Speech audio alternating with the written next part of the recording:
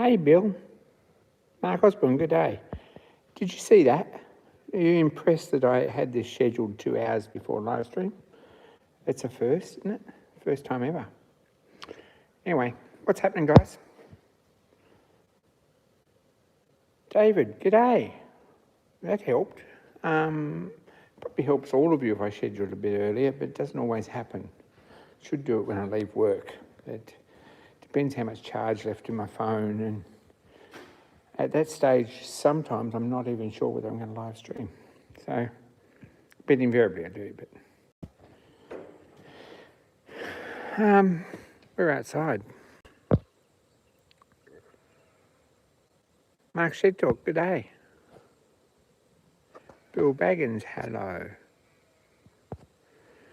We're outside. It's a nice night still. Still daylight and stuff.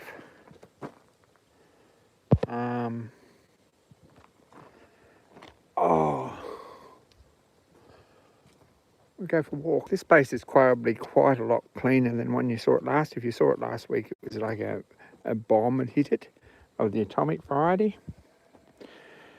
Dead trees down everywhere.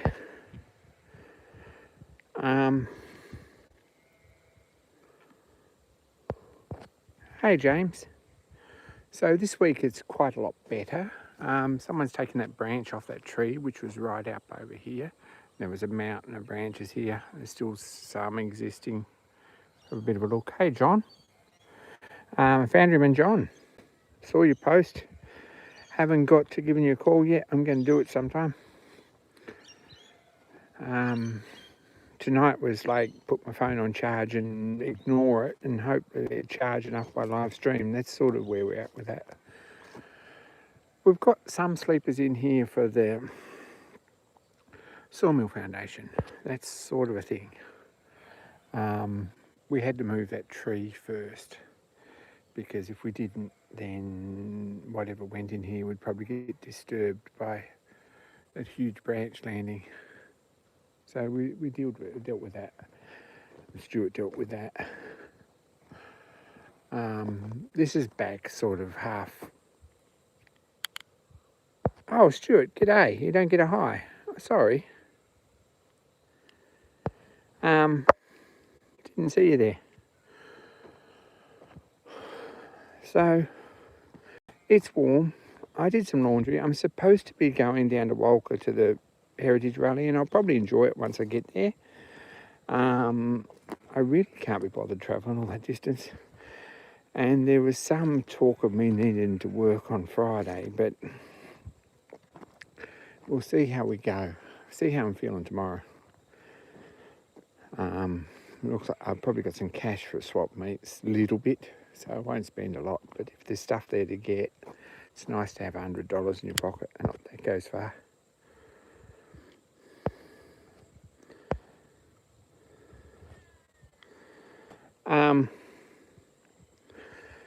But we'll see what happens with that. Might get down there. Probably will. So, steamroller shed. There we go. We've got a place for a raft slab, flat and level, and 4 holes. Somewhat deep. Going to clean his room. We've got 4 fairly deep holes, and we've got 4 decent 5-metre poles. So they're treated.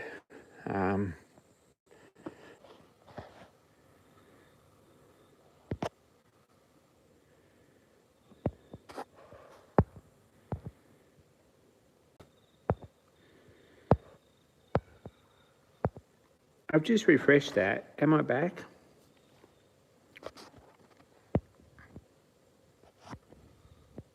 I'm back. I don't know what happened there. I just refreshed that. Hopefully I'm back. I'm back inside anyway. What were we saying? Dan left the chair outside. That's what we were saying. Anyway, it's back in. Here we are. In the workshop, there's a nice roller there and a crappy roller here. An expensive roller there and a cheap roller there. And a quality roller there and an Aveling over here. That's how that is. I'm allowed to be prejudiced.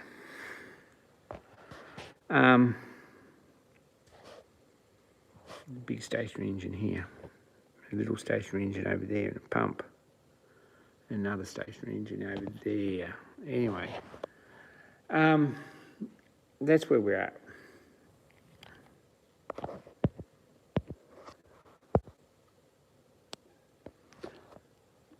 Hopefully I stay back. Sorry about that, guys. So what's been happening other than that? Oh, lots of stuff. It's pretty full on, to be honest. As it always is. We're sitting here by the scarifier. With the broken scarifier wheel.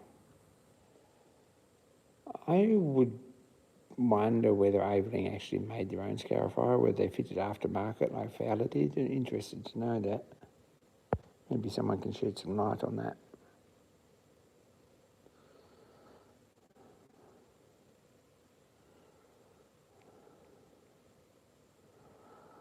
I got cast iron all over me. Oh. Now, this little cylinder was in the fire for 24 hours and got pretty hot. I don't know if it's done any favours because I filled this up with diesel and it's gone down to there's only like 1/8 of an inch in the bottom of it. When it's dried out or when it's disappeared completely, probably a hot tip someone gave me, and I don't know whether this is going to work, but going to drop some eucalyptus oil in, which does the same job as molasses apparently. See if that'll break the seal. So that's where we're at. There's a bulldog pump that belongs to Dan. Anyway, that's under the bench over here now. On account of we're probably going to get a big lathe over the other side in the next week or so. Where are we? This is a job I've just done. I've got to take these if I go to Walker. I probably will go to Walker, but if I go, I've got to take these because these are basically ready for machining and putting in the engine. These are big end bearing from Marshall traction engine, big one, 8 horsepower single. So they're pretty much cleaned up, ready to, they're not bad castings really. Bit of a look. Cleaned, ready to machine. So however you do it, probably is going to machine these surfaces and silver solder them. Don't know. Getting silver solder to let go is a little bit difficult, but I would probably machine these surfaces, stick them together and run a TIG braze on each corner, hold them together. Probably after I've machined the outsides and then bore them. Cut the corners and bevel them nicely. And after it's been machined, that's what I do. Don't know. Anyway, that's the job we're working on. I think we've finished that. That's going to the man on the weekend and he can put them on the engine. He hasn't got the crankbait yet, but I think we're on a schedule with them. This handle for this valve looks pretty good casting. I need to set that up and finish it, but I'm not doing that until I've got a delivery from EJ Winter and the job that's actually in the lathe at the moment finished, so that's on the list. By the look of all these, hey Mark, Mark's back in the shed. By the look of all these BA taps and dies and bolts, we're making some models. This is really nice. I 3D printed these to go in this box. They're little, basically, trays for bolts and label places for labels. And they come up nice and flush. So if you close the lid, even if you drop this, they don't all spill from one to the other, which is really nice. So good system, I like that. I've got a similar system here for taps and dies, which still works. There's a little hole in the front for die nut and space for taps. Not particularly good, but it sort of works. And there will be a space here to put a label on, which we haven't done, but that's sort of how it is. Service plate's out.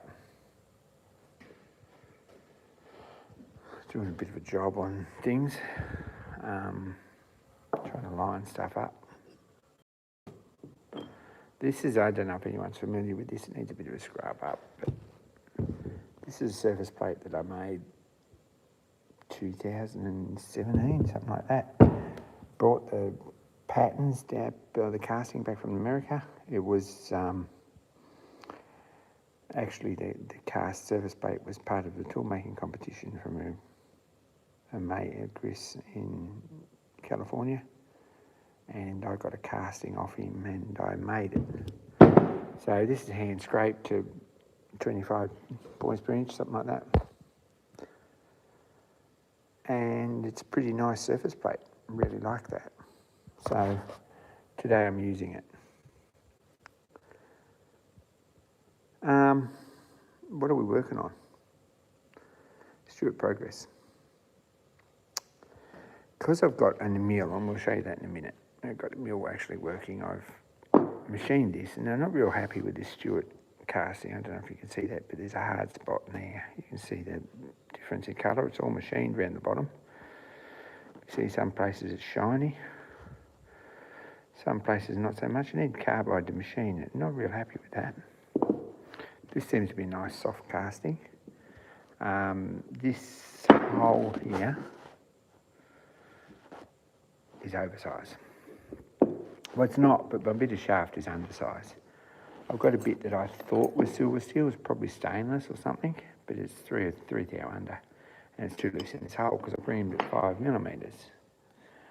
I initially was going to ream it 3/16, but I had the wrong reamer. So this is the bit of stuff that come with it. Reaming 3/16 is not much good anyway, because this is just bright mild and it's a couple of thou under. So I've ordered a piece of silver steel that's 5mm, and that should fit this hole beautifully. And then we can finish the flywheel, which is in the lathe, and the crank, which is this bit, and get the crankshaft in, and then put some ports in here, and make a piston for it, and a new gland. Now, there were a couple of stuff-ups, 3 stuff-ups really with this. Couple of stuff-ups anyway. Back when I was messing around with this 2018, 2019, I think I was messing with this. One is that I put the covers on one hole out, or half a hole out. Hey, Nigel. And I've blocked those holes up as of now, and I've retapped this one the right way around. So now the screw doesn't interfere, go through the port, which is very good. So that's fixed that. I've just got to do the other end. It's not a big deal. The cover's there. Put some bolts in it. That'll be done. Now, this little gland is a bit short. It's probably not too short, to be honest, if you packed it properly. But it is a bit short, really, to be comfortable. And that's because this casting, look, my nails are terrible. Sorry, guys, I've been working in a wood shop all day. And I've been on a cast iron since I got home. Now, this little gland had a hole in the casting, and I wrote to Stuart Models, told him that. And where's the box? It's going to have all this ready. Oh, I'm old, in case you're wondering. No one's moved the roller yet.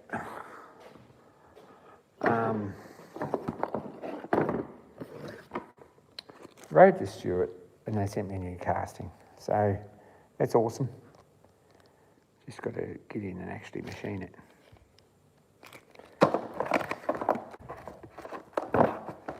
There's the border cladding, or the cylinder cladding.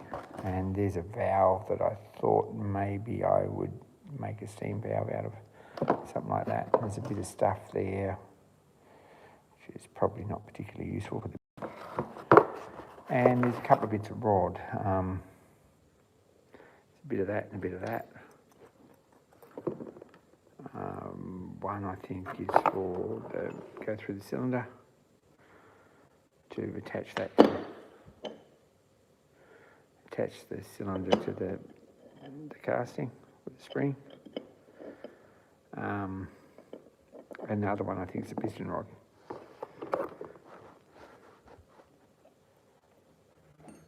So I think one of the piston rod.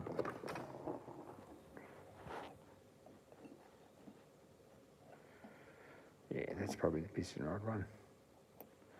So that's where we are. There was that piece of rod. Not sure what that one did. It's a really good question. Don't know if it did anything, to be honest. Anyway, it's in there. And there's a bit of gasket paper come with it too. So that's where I'm at with that. I've machined this base and that and bolted them together during the week. I've drilled these and discovered that, of course, those two little bosses aren't exactly on the centre. This one's not far out, this one's not anywhere near. So I'm going to have to machine them, sort of grind them or file them both down. Hope they're not too hard to file. But this is a fun piece to set up and machine, and when we do that, it's just threaded and bend over on the crankshaft, which I think is plenty good enough. And then machine in place. We'll do that and find a rod and a nut and stuff to go on the hold this in place and put some ports in it. That's about all there is to do to it. Should be a fun little model. I can say I've actually got something finished in, which is great. Anyway, that's one of the things I've been messing with, I guess.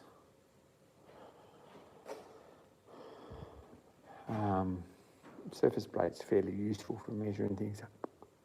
It gets used occasionally. It's a nice little project if you want a lot of hard work and a dedicated project. It's a fun thing. Now, what else? Stuff. Got all my reamers out on the bench. I've got to put them back in the tin at some point. For models, this is probably the most useful thing, useful tool that you can buy. Right? This is an Imperial set of gauge pins. If you're measuring small holes, for example,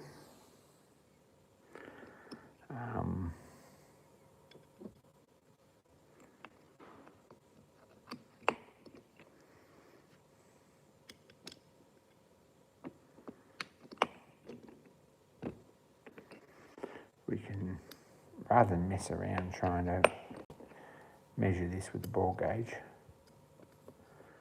See, that's a beautiful fit. It's 215 thou. Probably where it wants to be. 5mm 212, is that right? So if we come 212 and a bit, we come back here to 213, it's 2 thou under. Pretty nice fit still, really. If we're going to machine a crankshaft, we would probably go 214 or a bit bigger even. So it's 216. 216 is probably a snug interference fit. Wouldn't go 216. 215 is pretty nice. If we have a look in the book.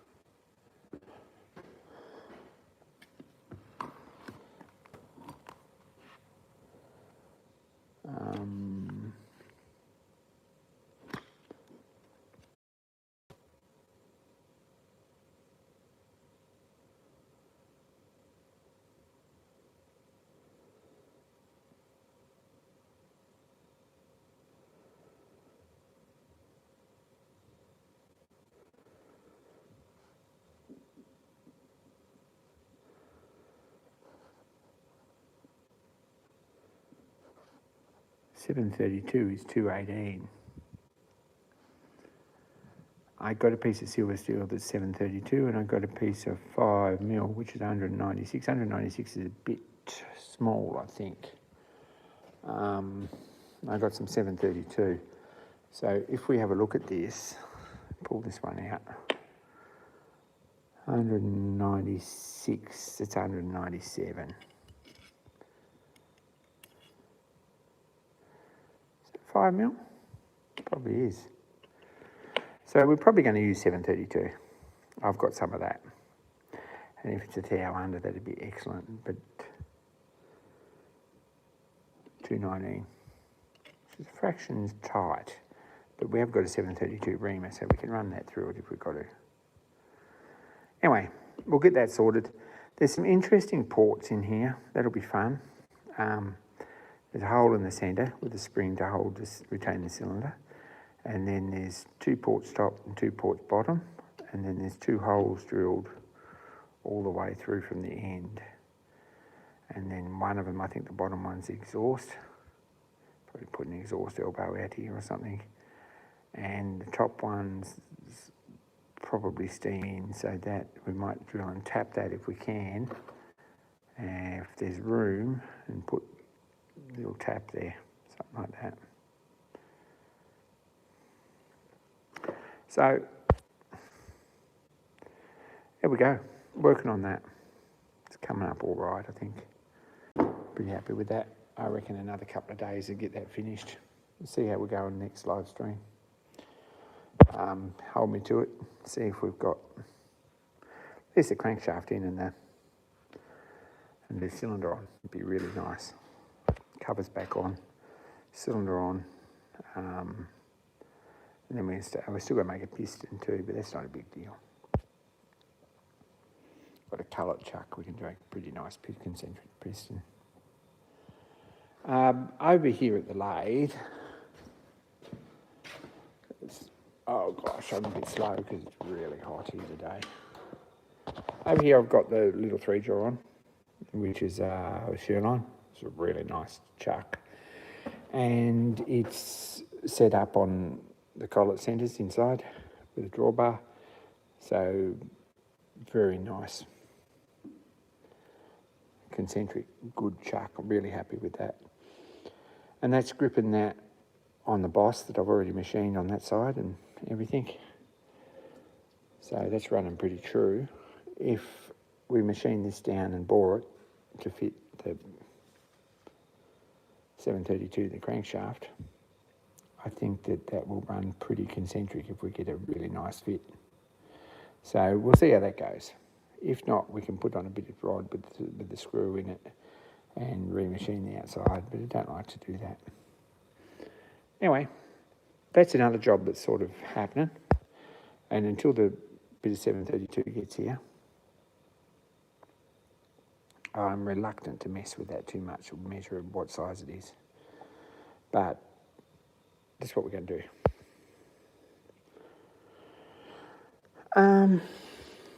I did hint last week, because there wasn't any power last week, and he's been messing around in the shed. I was going to get this out before live stream and have a bit of a look at it, and I never.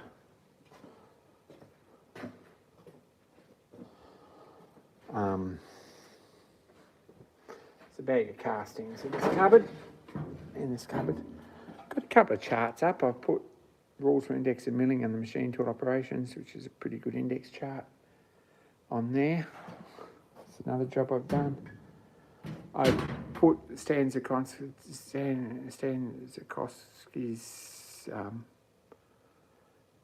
chart on whether you should make a YouTube video on it up there, which is sort of more humorous than anything, because I'm not going to make a YouTube video.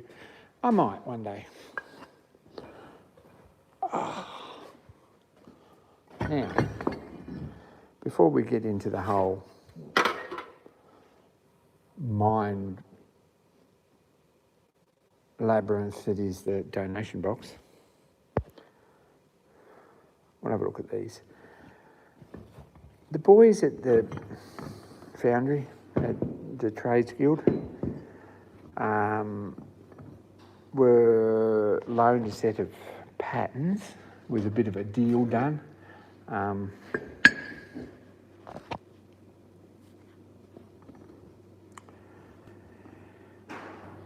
To produce these at a pretty economical price. Actually, they're all aluminium castings, but it's quite a nice set of castings. Have a look at them.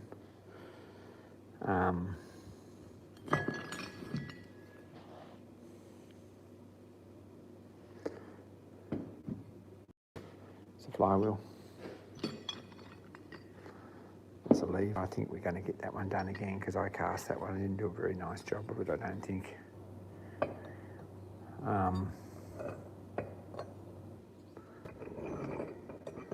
This goes this way around apparently. Like so.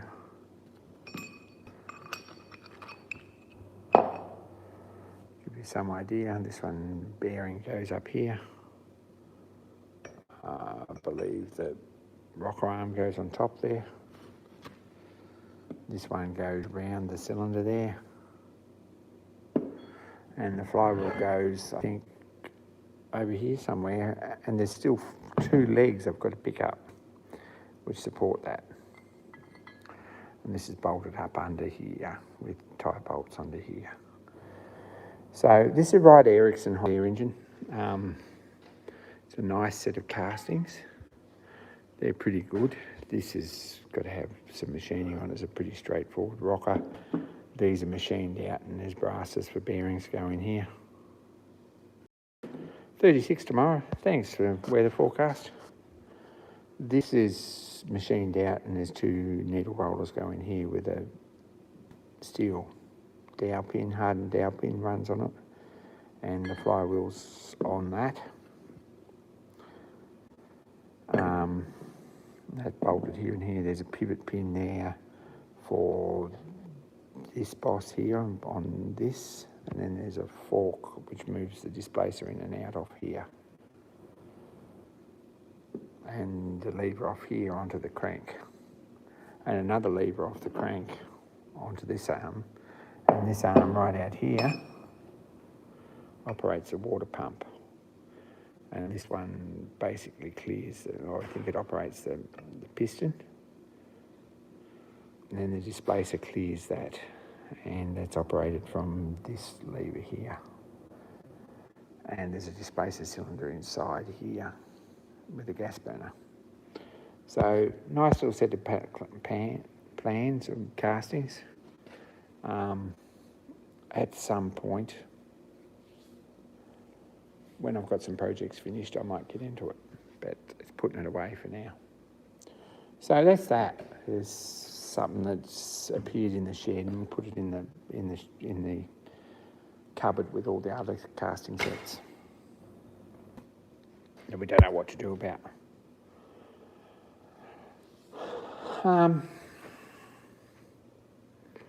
Last night we had a live stream.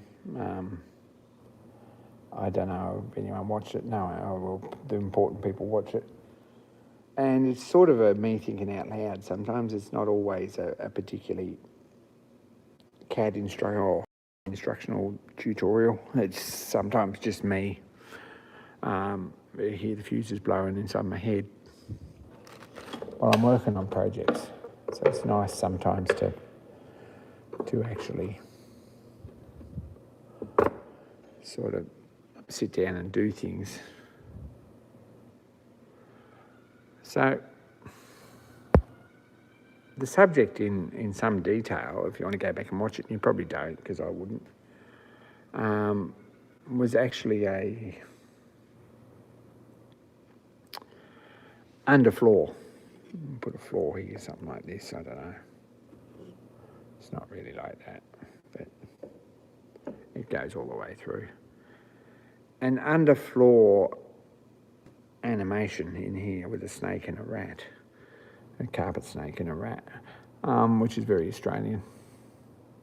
And we did some threshing out on that, and I come up with some ideas. So that's all full speed ahead on that one. But that's what's happened. Should be fun. going to source a few materials and make a floor up. Think about that. This casting hasn't really been cleaned up yet. It needs a file up, go in the vise, not a big job, and screwing on there. This one here, which is the tailstock, which we also designed on our Tuesday night live stream, needs a file up and screw it on there. So they're both castings that come back. We did. I've just got to finish them.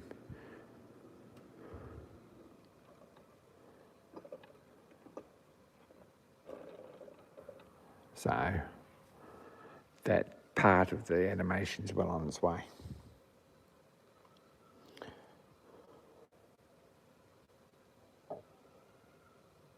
So that's all happening here.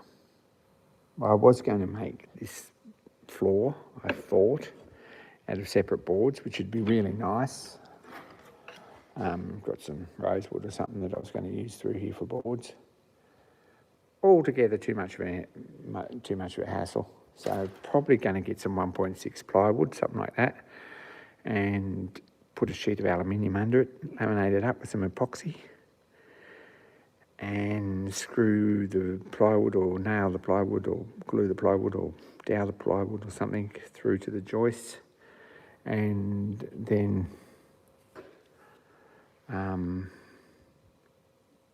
machine or cut or whatever the aluminium out to take some features and bearings and so forth. So that's where we're at, and hopefully you won't be able to see any of that from the top.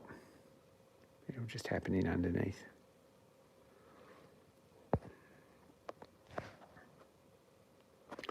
So it's an ongoing project. I've actually done a bit of painting on these walls. I've got this very nice Porter's. This is a nice furniture paint. I really like this. If you're doing up furniture or if you just want a nice finish on something. This is really nice. I'm probably going to paint the windows this colour and see what the walls look like that colour, something like that. Just freshen it up, get a bit of light in here.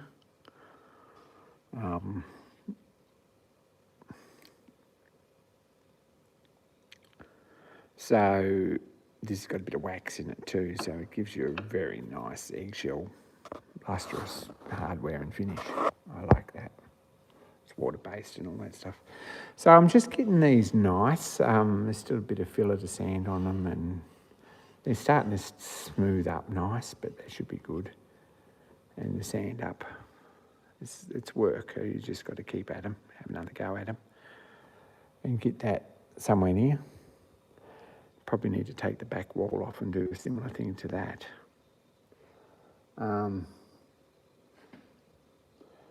The boiler I'm not sure I'm happy with. I haven't got it cast yet, but where is it? Oh, I'm so old. I say that every time I move this time of night. Not doing well.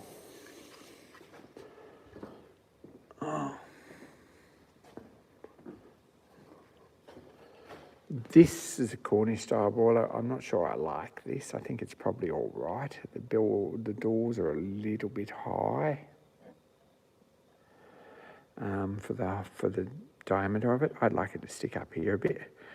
So maybe I'm going to make like a Babcock style with a square bottom, something like that, to sit in there, and make a pattern for that and cast it in aluminium so that it can go up against here, and we've got a round top on here for a bit of interest. So that's what's happening. Blacksmith bellows in this corner. If someone wants to make me a little set of organ or blacksmith bellows here and donate it to the cause, I'd be very happy. But I will make something up and just have the little guy's foot operating them. They will be underneath the blacksmith forge or to one side or something like that. And they'll operate a...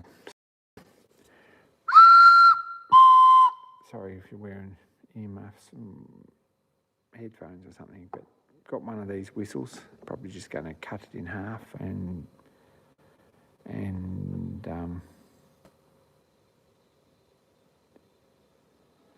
Sorry, Mark. We run out of charged devices is what happened. There was nothing that, yeah, my laptop, which I was using as a power bank, went flat and my phone went flat and all that sort of stuff. So, yeah, this casting, I haven't had it up on the bench. I've put a little bit of Kero, a little bit of diesel in it. It seems to be disappearing, which is probably a good thing, but it was disappearing before, so I don't know if we're any further in front.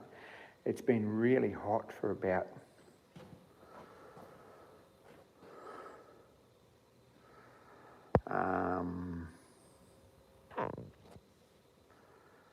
for about 24 hours.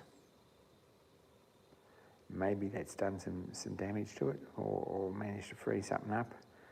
I'm probably, when that actually evaporates in there, I'm going to turn it up on its side and clamp it to the bench so it's sticking out here and then fill it up with, someone suggested this and I don't know, we'll try it, eucalyptus oil, which works sort of like an acid, a bit like molasses, which will probably break it down a bit. So we're going to try that. Not a real cheap way to go, but we'll see what happens with that. Put some pressure on it, give it a tap, see what happens. So no real feedback on that yet. Hasn't happened.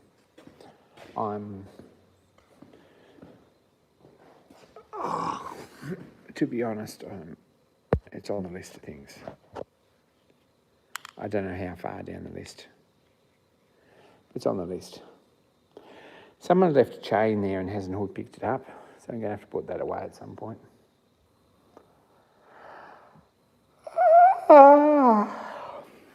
Gosh, sorry guys. So that's what's happening really. That's what's new in my world. Need to get under that roller this week or next week and pull that injector off. That's something I've got to do. We do have a 3-phase power point here, which is excellent.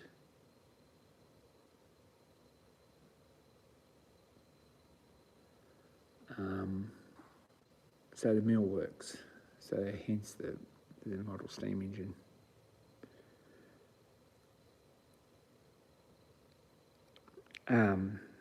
The model steam engine therapy session on Sunday and Monday and Tuesday. I'll get that finished pretty quick and I can go on for something else.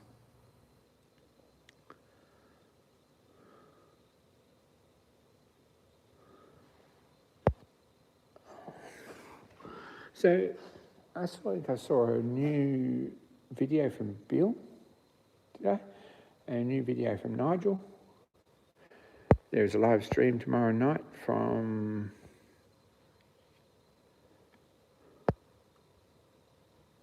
Mark Shed Talk. I think there was a Journeyman Randy video, I think. Did I see that? Shout it out in the chat. We're interested. Around here with this monstrosity here in the way, which we have as a roller.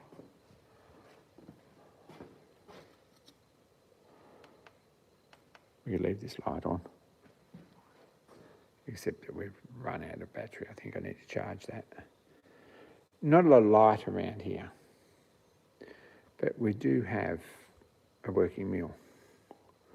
Was as late, he sent me a link yesterday and I haven't looked at it yet, I will get there. So that's very nice.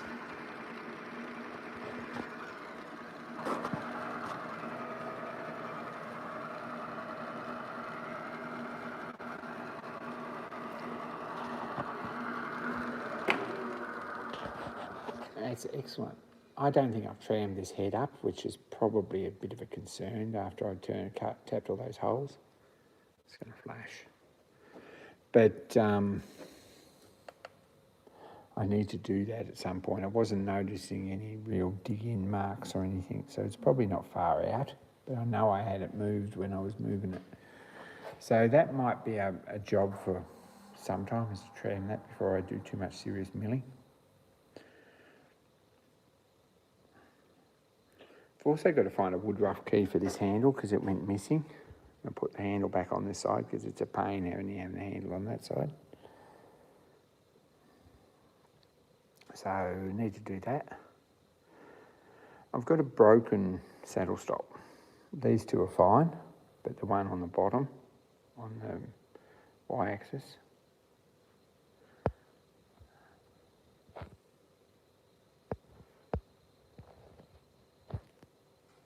thanks, Mark, is broken. So I've got the bits. I've just got to get a bit of cast iron, a bit of bronze or something, and actually make one. So that'll be another casting project at some point, rather than try and repair the one that's there snapped. Probably just make a little brass one and fit all the pieces back on it, make it work.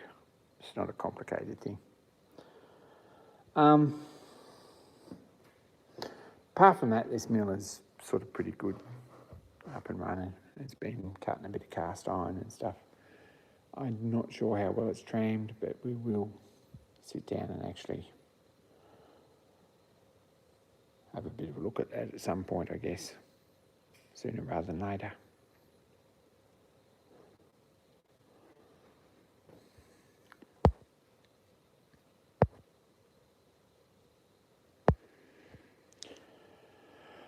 Anyway, it's all happening.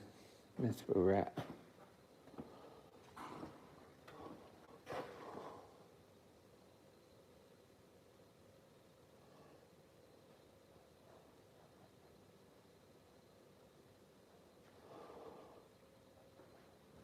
Oh, there was a calendar too. We didn't look at the calendar. We actually have a light in here, which is pretty amazing. So we might turn the light on. The light's not actually wired up to a light switch correctly. It's wired up to a light switch, it's just not wired up to a light switch correctly. So we've got to turn it on at the PowerPoint. Yeah, we've got a light. There is a light switch here, which is one of these pulley cord ones, which was quite expensive actually. It doesn't work because it's not wired up right. Someone will get to that, I guess. I'm only stirring about that if that person's watching.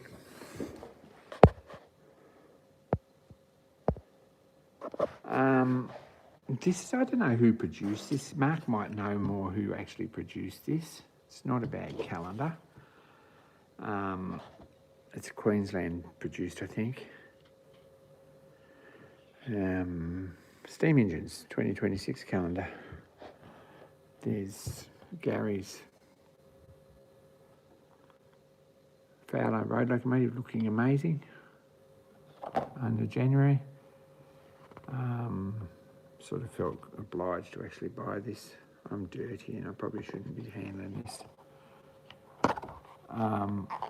Because February is my roller.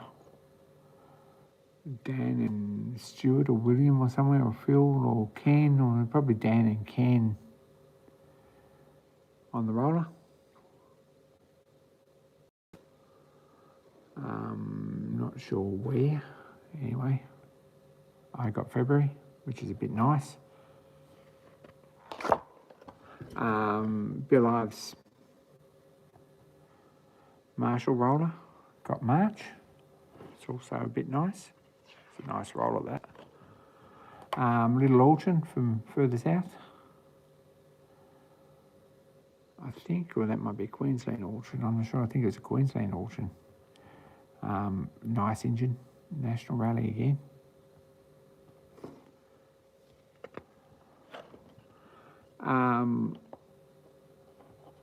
Aveling road locomotive, big one from right up north.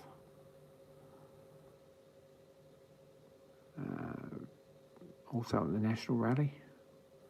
Another nice engine. Needs a little bit of work maybe, but it's not a bad engine. And Fordyce's roller. Made June. It's a tidy roller too. The man himself at the helm.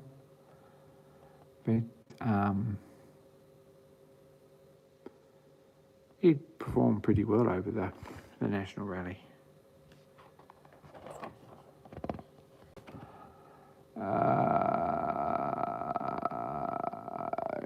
Question, 8 horsepower Marshall,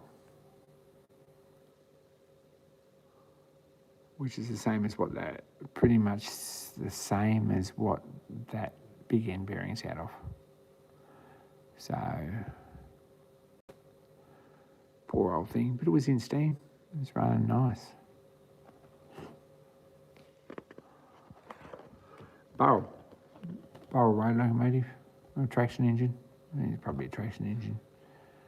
3-speed lump of an engine, very nice engine from South Australia. Or Victoria, I think. Maybe Victoria.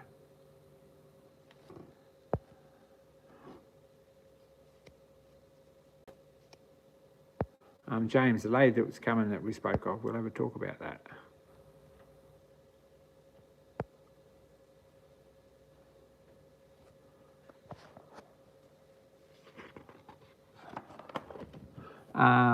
There's a South Australian engine, that's the Fowler Crane engine.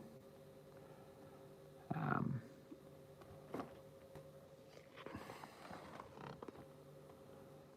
there's Jennifer, which is a little Marshall compound. It's also looking a bit tired, but nice picture.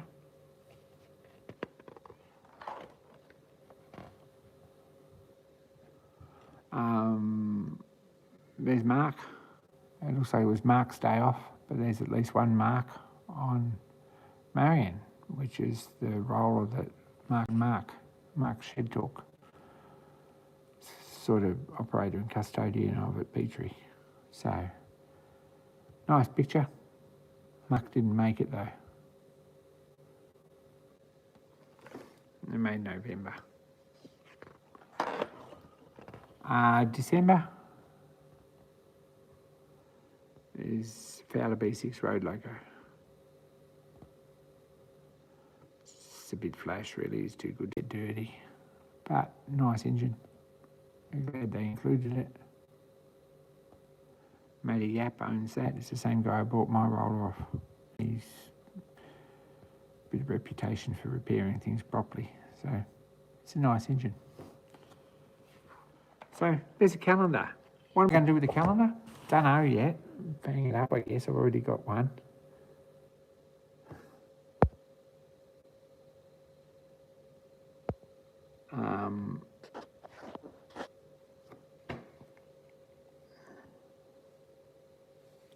Don't know. No real use on the calendar.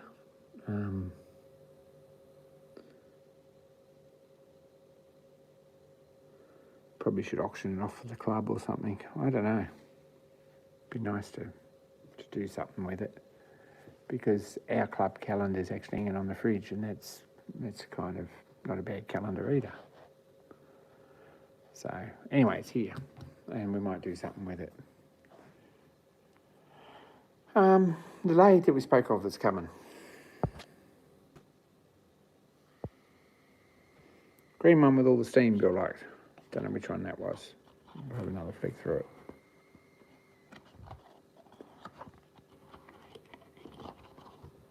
Maybe this one.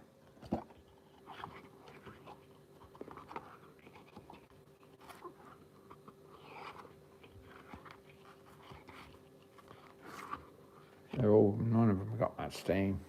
Anyway, so the lathe that's coming, I've got no idea what it is. I haven't really had a close look at it. I know we've got a lot of bits for it here, and it's pretty well complete, and it's got a lot of tooling. It's probably not a bad lathe. It's returning home, I guess, because for a while it was part of the Glenray Mountain Railway when it was still operating. And then it got moved out, and someone who's on the board of that organisation and also on the board of our organisation took it home and was custodian for it, who restored it for a bit, basically. Now it's back here. We've got 3-phase power, so it's quite a big lathe. There's a faceplate there, I think it's 36 inches, something like that, 32 inches, 38 inches, something like that. It's a fair lump of it. It's absolutely a fair lump of a faceplate. And and we've got chucks and things for it. It's got a big 4-jaw on it, I think, at the moment. And we've got all the change gears right up to 140 teeth, something like that. 130, 140, 150 teeth, something like that. Big wheels. And it's all sort of, it's got boring bars and it's got steadies and it's pretty well set up. There's everything there. So we will see how it goes. It's got a bit of tooling and a bit of old-fashioned sort of tooling, you know. High-speed steel stuff. Probably doesn't run fast enough to run too much carbide, but you probably don't need it either doing big work. So we'll have a bit of a look at it, and when it's set up and going, we'll spend some time and sharpen some tooling and get things cutting and getting things set up and getting things done. So that might be a fairly useful thing. It means we can do some heavy work and some flywheel work, that sort of thing. Crankshaft work, cylinder reboring.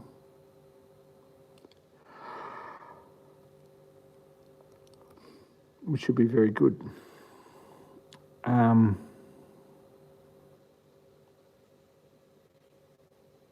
Yeah.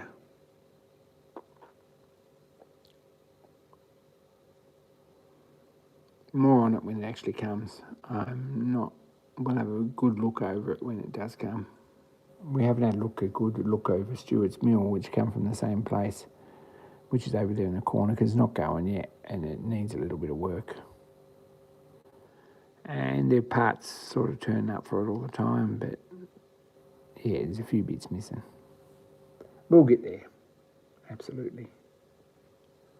I did get the vacuum cleaner out at some point this weekend to think about vacuuming the tender and the boiler out on that roller. Didn't happen. It will happen, but not this weekend. I'm going to say this again. Mrs. Mark's Shed Talk, very helpful. She's done these nice shirts. We've done this as basically as a fundraiser, which was nice. I don't think we raised a lot of funds through it, but it all helps. But these have got our club logo on them above the pocket, and we've been doing them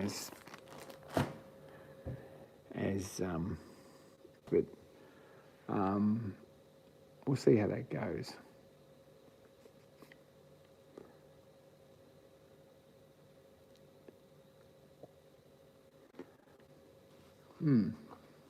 Apart from that, tomorrow I've got to cut a thread. Work with a guy who does a lot of midnight drunk shopping. No, not really. I don't think so. I think he just bought the wrong thing this time. And he's got a little wood lathe that's got a 1'10" DPI spindle on it, which is fairly standard English spindle. He's bought a nice little self-centering 4-jaw chuck, scroll chuck. It's a nice little chuck. Bezel chuck, I guess you'd call it, with a rotating bezel and 2 pins. It's not a bad thing. Out of China, fairly cheaply. But it's inch by 8 TPI, not inch by 10 TPI. So it doesn't fit, and all of a sudden we need to use it because it's been sitting there for 6 months. So I need tomorrow, he's already put a bush in it. It's sort of a very average job, but it'll clean up okay, I think. I'm not all that impressed about his bushing ability. I said, look, just hang it fit. If it's not a press fit, leave it, and I'll bring some Loctite tomorrow, and we'll put some 608 and some 680 and some primer on it, and we'll make a decent job of fitting it up. If you're not confident about getting it to fit, leave it to me and I'll bore it and we'll get it right. But it was still hot and he put Loctite on it and it didn't stick, so which is a surprise. And then you end up tack welding it into the chuck. So we'll see how that works. Might clean up. I'm not that in love with what he's done there. I thought he was going to use a nice bit of steel. He found a bit of steel, and I thought he was going to fit it up nice. He reckoned he was going to press fit it, but I said, look, if it doesn't fit, just relax, and we'll Loctite in the morning. It'll be a good job. No. Anyway, we're going to have to trim some. He's already bought it too, so we'll see how we go with that. It might clean up. I hope it cleans up tomorrow without being too much of a mess up. But I've got some tools to take tomorrow. I found an 1" 10" tap, which I actually did have, an 1" 10" tap. So we can finish it off with that. And I found the thread micrometer for the right thread pitch and angle and everything. So we've got that. And we've got the Starrett book with a very useful book chart in the back of the Starrett book, which I've never seen anywhere else. And people say, oh, I've got it. I've got all the books. I'll have that chart. But no, you won't have that chart, because the only place I've ever seen that is in the Starrett book, and that's the double depth thread pitch chart. We'll have a look at it. Oh.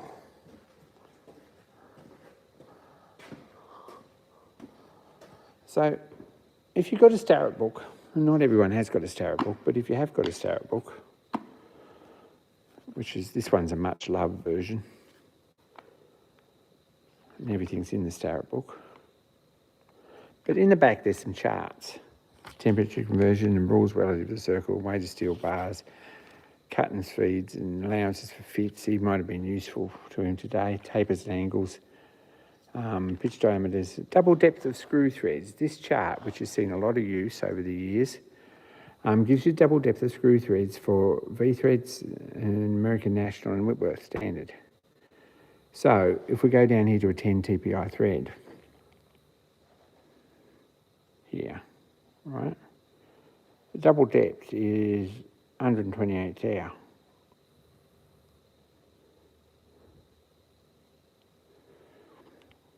So the baseline, oh, I've got my glass in my mouth, the baseline of that thread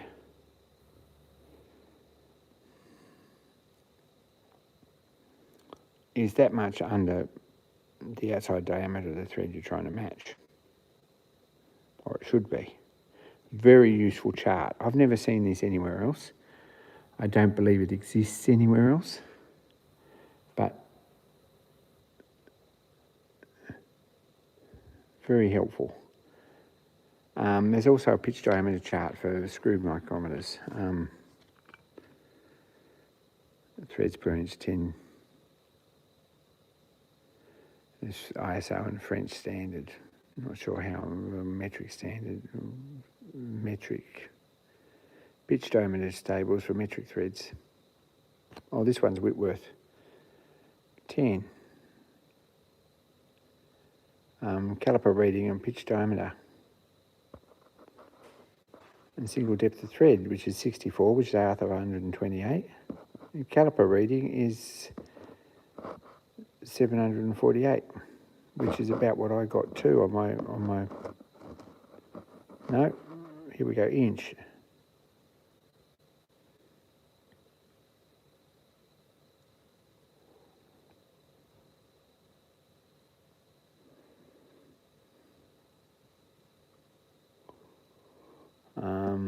Doesn't have inch 8 or inch 10. It's only got inch 8, which is all very well, but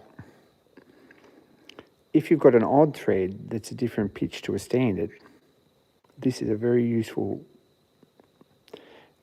chart, because if you've got a 55-degree thread that's, say, 9 threads per inch, we know that the double depth is 142 threads, or 142 thou, which is 71 thou, something like that.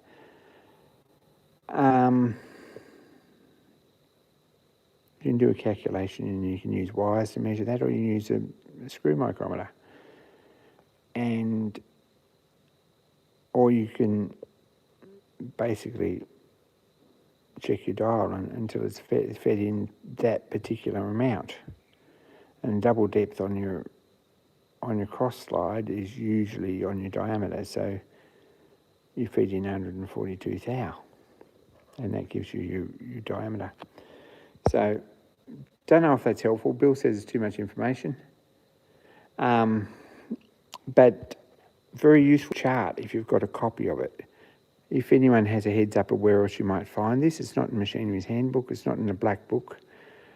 Don't see it very often, but it's very useful for odd threads, like spindle threads or steam fittings, things like that with odd threads on them. You've got 11 TPI, which is BSB, and you'll quite often find that proprietary steam and air fittings have these mixed up. But if all you're looking for is the depth of the thread to cut in, this is the chart for it. So heads up if you've got a Starrett book. I don't know of any other place that chart's in. You can swear and declare that you'll find it, but no one's got this chart except this book. Don't know why. And Dad used that a lot. Bill had trouble with Little Machine Shop. I used their change wheels calculator, and I don't think I've faulted it yet. But there's a decimal point missing or something for the metric 3 feeds and speeds. Apparently Bill had trouble with it.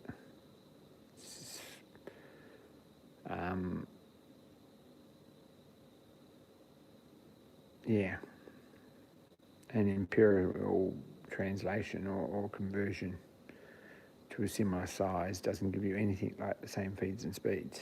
Like, it's way out. I think there's a decimal point in the calculator wrong. Anyway, so we'll take that book. We'll take our black book just in case. I'm not sure it's particularly useful. We'll take our Moore and Wright thread micrometer, which we do have. It's got V anvil and a point.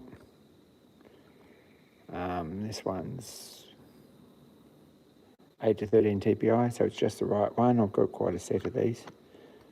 So that'll give us our depth. And basically all we're going to do is measure the spindle right down the armbar that's on here. Start with the root diameter and take that much off. Pretty straightforward. Take a thread gauge, because couldn't find one at work. It's an 1'10" tap, which I do have.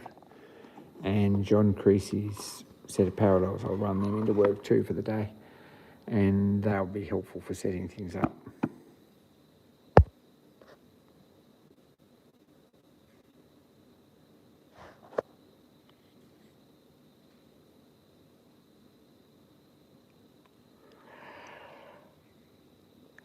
So let's jump for tomorrow. I think if I don't get that done, I'm probably going to be back on Friday, but I should get it done. Otherwise, if I'm not back on Friday, I'm going to go to Walker. Now, what else have we got to show? Walker's about, I showed where that was last week. Bit of a trick.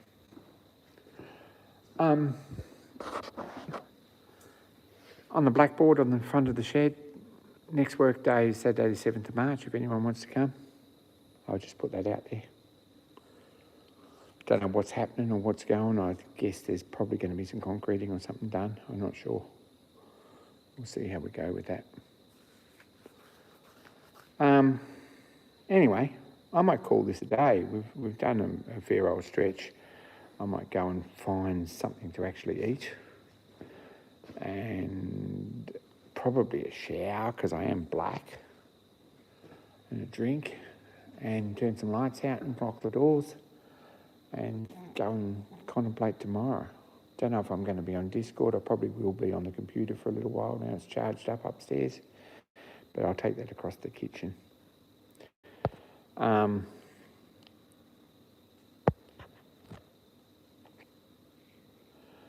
what's happening in my life. Hope everyone else is equally ambitious list of projects and getting them done. I think I've done some things. But passing shot on this little steam engine. It's only a little engine and it's not a particularly comprehensive set of drawings. If anyone's going to do it, and Tea and Biscuits did say they had that kit. It's a nice little kit, but the drawings are average. It comes in a box with the book and a facsimile of the original catalogue, 1906. It comes with this book and all the progress versions. So same cylinder on a little vertical engine. I've never seen that one. They don't do that set of castings anymore. And there's basically step-by-step how to make them, and then a more complicated series with the same piston really and same cylinder. So there's these as well. I've never seen these made under type and high speed. I have seen the SV1. So it's a nice book comes with it rather than drawings. You've got to read the instructions though, that's important. And there's a Stewart catalogue from back in the day in 1906. Some of these are still available. Number 8's not. The number 7, I think, is.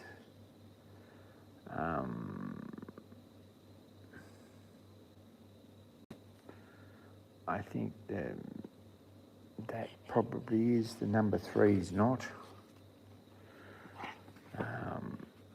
The number 6 might be. There's a set of drawings from SM Stuart Turner of a very nice 3.5 inch gauge loco, which is probably meths fired. That'd be a very nice little historic style loco. If anyone wanted to make a 3.5 inch gauge London North Western Railway locomotive, which is 4 Atlantic type. Say that the regulator is terrible, the disc regulator. I'd also say that it's probably spirit fired, something like that. Yeah, mess or number 4 Primus, it says. So it's very much a toy train still, even at that size. But they make a nice model. Not going to even look at that. Instructions for Bassett Loke regulators employed if you didn't want to make that bit. Bear in mind this is pre-LBSC, so a lot of it is really quite.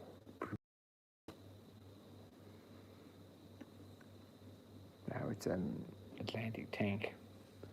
Looks like it's quite a nice engine probably. But not a useful engine, just a fun little engine to build.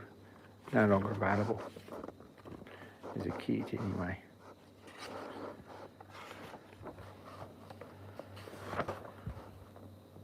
The Stewart Avery direct coupled undertype, that's a very pretty engine. Pity some of these are not available. Dynamo castings is this one and this one. Like real dynamos. There's the 3/4 inch scale model of the London North Western tank. That's what it looks like. And a bigger picture. So nice engine, but very primitive.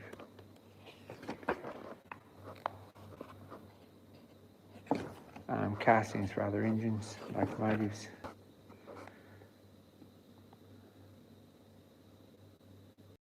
SG iron cylinders. A list of first class dynamos, which would be very nice. It'd be very nice to get a kit for one of them. Small nap type dynamo. A special line of cheap dynamos. C-pattern dynamo. And the model 4-pole motor. So that's the Stewart catalogue from 1906, 1907. Very cool. And there's the book on building the progress range of engines, but mostly this one, which is the only one they make. It's a nice little oscillating twin, double acting oscillator. So it'd be nice to get it finished, but it's only tiny. The bores pretty tiny. Anyway, we'll get on to that. Contemplating Tuesday is going to be good, yep. Anyway, I'm going to go, guys. Thanks for tuning in. Appreciate you all. And more soon, but we'll see what the weekend brings. Be kind to each other, and I'm out.